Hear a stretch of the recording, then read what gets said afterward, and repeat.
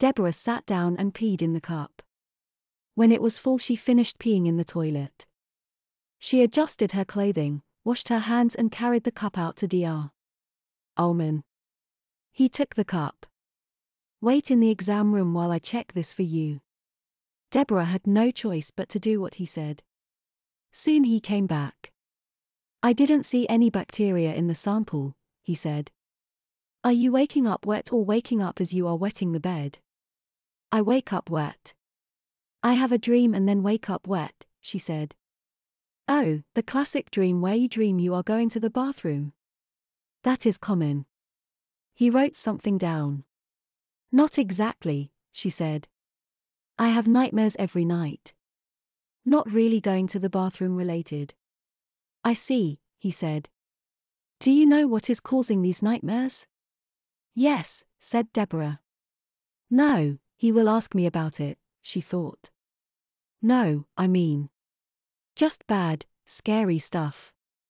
"Maybe I can refer you to a psychologist," he said. Deborah shook her head vigorously. "No, no," she said. "No shrinks. A shrink would find out who she really was.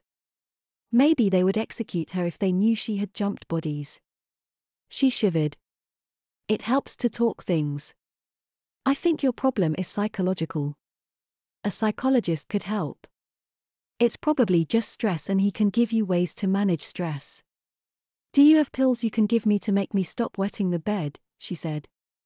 "Yes, pills." "There are pills," he said and looked at her chart, "but you are allergic to one of the ingredients. Maybe when the summer starts you'll see a reprieve from the bedwetting. Until then, wear protection. I still recommend you talk to a psychologist though. We'll still run a few more tests." It took another hour of being poked and prodded before the doctor was satisfied. Deborah walked out of the office feeling upset. She hoped the doctor could find a medical reason she was wetting the bed. He probably suspected the root of the problem when she mentioned the bad dreams. "I'm done," she said to her mother. As Dr. Ullman and her mother talked for a little while, Deborah felt her face burn with embarrassment. When her mother said the words bedwetting or accidents, she felt like everyone in the waiting room was staring at her. It was probably just her imagination, but it sure felt like it. Finally they finished and Deborah rushed her mother to the car. "That was certainly embarrassing," said Deborah. "Well, at least you know what you need to do," said her mother. Dr. Ullman gave me the name of a psychologist. I can make an appointment. Do you want me to do that, Allison? No. Deborah remembered the psychologist she talked to after being arrested. He showed her stupid ink blots and expected her to tell them what she thought they looked like.